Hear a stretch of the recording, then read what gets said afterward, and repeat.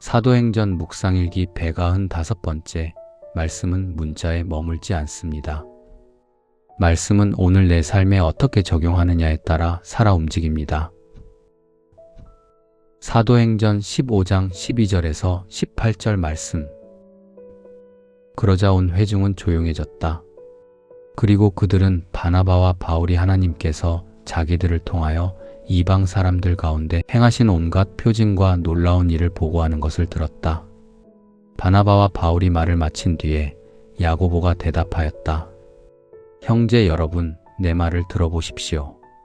하나님께서 이방 사람들을 돌아보셔서 그들 가운데서 자기 이름을 위하여 처음으로 한 백성을 택하신 경위를 시므온이 이야기하였습니다. 예언자들의 말도 이것과 일치합니다. 예언서에 이렇게 기록되어 있습니다. 이 뒤에 내가 다시 돌아와서 무너진 다윗의 집을 다시 짓겠으니 허물어진 곳을 다시 고치고 그 집을 바로 세우겠다. 그래서 남은 사람이 나 주를 찾고 내 백성이라는 이름을 받은 모든 이방 사람이 나 주를 찾게 하겠다. 이것은 주님의 말씀이니 주님은 옛부터 이 모든 일을 알게 해주시는 분이시다. 아멘. 좋은 아침입니다. 벌써 여름이 성큼 다가온 것처럼 날이 덥습니다. 햇살은 밝고 하늘은 푸릅니다. 이런 날에는 마음도 조금 더 맑아지면 좋겠습니다. 푸르른 하늘처럼 우리의 생각도 푸르러지고 뜨거운 햇살처럼 우리의 믿음도 생기를 얻기를 바랍니다. 오늘 하루 주님께서 주시는 은혜가 여러분의 마음을 시원하게 적시고 무거운 생각을 밝은 기쁨으로 바꾸어 주시기를 축복합니다.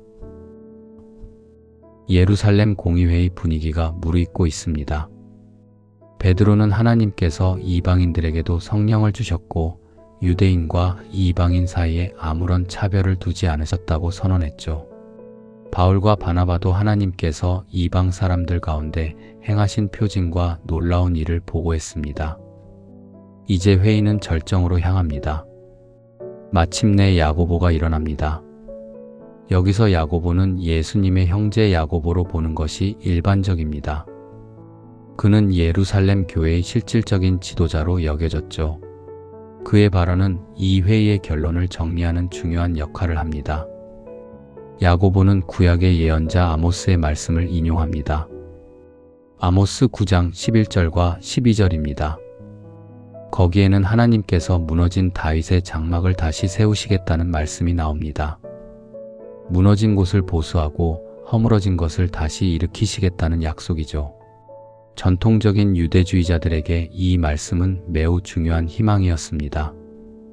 무너진 다윗 왕국이 다시 세워질 것이라는 기대였기 때문입니다. 이스라엘 민족이 회복되고 유대교 중심의 강력한 나라가 다시 일어날 것이라는 소망이었습니다. 그런데 야고보는 이 오래된 말씀을 전혀 새롭게 읽습니다. 그는 다윗의 장막을 유대 민족만의 정치적 왕국으로 해석하지 않습니다. 그는 그 장막 안에 남은 사람들과 하나님의 이름으로 불리는 모든 이방인들이 함께 들어온다고 말합니다. 다시 말해 재건된 장막은 배타적인 유대인의 나라가 아니라 유대인과 이방인이 함께 거하는 하나님의 집이라는 것입니다. 특정 민족의 특권이 아니라 모든 생명을 향해 열린 은혜의 자리라는 것이죠. 이것은 당시 유대 사회에서는 매우 혁명적인 선언이었습니다.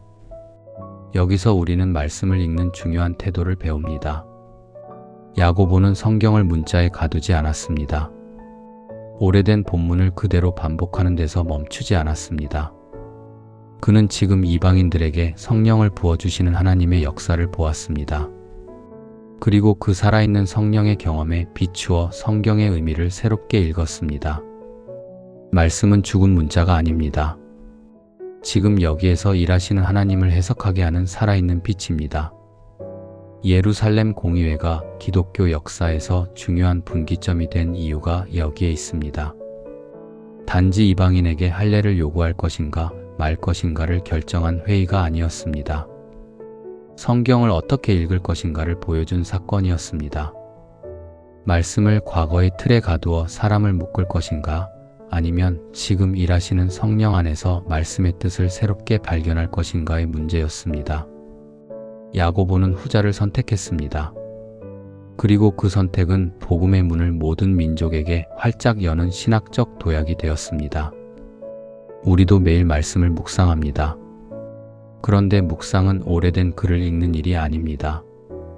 오늘 내 삶을 향해 말씀하시는 주님의 음성을 듣는 일입니다. 말씀은 단지 옛날 사람들에게 주어진 기록이 아닙니다. 지금 내가 서 있는 자리에서 나를 비추는 빛입니다. 내가 겪는 상황과 환경 속에서 길을 알려주는 지팡이입니다. 내가 어떤 마음으로 살아야 하는지, 어떤 태도로 사람을 대해야 하는지, 어떤 방향으로 걸어야 하는지 알려주는 살아있는 안내입니다. 말씀은 문자에 머물지 않습니다. 말씀은 오늘 내 삶에 어떻게 적용하느냐에 따라 살아 움직입니다. 아무리 좋은 말씀을 들어도 내가 움직이지 않으면 그 말씀은 내 삶에서 문자로 남습니다. 그러나 그 말씀이 가리키는 길을 한 걸음이라도 걸으면 말씀은 내 안에서 생명이 됩니다. 용서하라는 말씀을 듣고 실제로 마음의 문을 열 때 그 말씀은 살아납니다. 사랑하라는 말씀을 듣고 불편한 사람에게 손을 내밀 때 그 말씀은 길을 냅니다. 두려워하지 말라는 말씀을 듣고 오늘의 자리에서 다시 일어설 때 그 말씀은 나를 붙드는 능력이 됩니다. 성경은 누군가가 이미 다 이해하고 규정해 놓은 닫힌 책이 아닙니다. 성경은 우리를 늘 새롭게 부르시는 하나님의 음성입니다.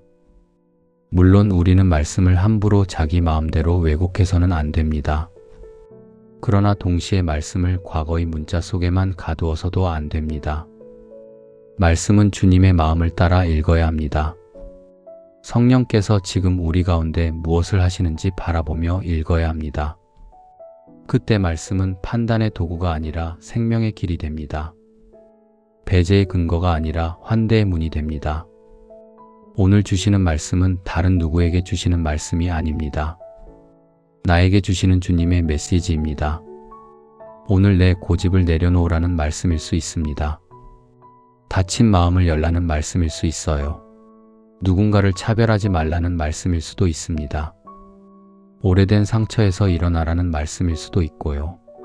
중요한 것은 듣는 데서 멈추지 않는 것입니다. 말씀을 내 삶에 적용하는 것입니다. 그 말씀 앞에서 내 태도를 바꾸는 것입니다. 오늘 아침 말씀 속에서 길을 찾는 우리가 되면 좋겠습니다. 문자에 머무는 신앙이 아니라 말씀을 살아내는 신앙이 되면 좋겠습니다. 주님께서 오늘도 우리의 삶의 자리에서 말씀하시고 그 말씀을 따라 걷는 우리 안에서 생명의 역사를 이루시기를 바랍니다. 말씀은 살아있습니다. 그리고 우리가 그 말씀을 붙들고 걸을 때 그 말씀은 오늘 우리의 삶 속에서 다시 살아 움직일 것입니다.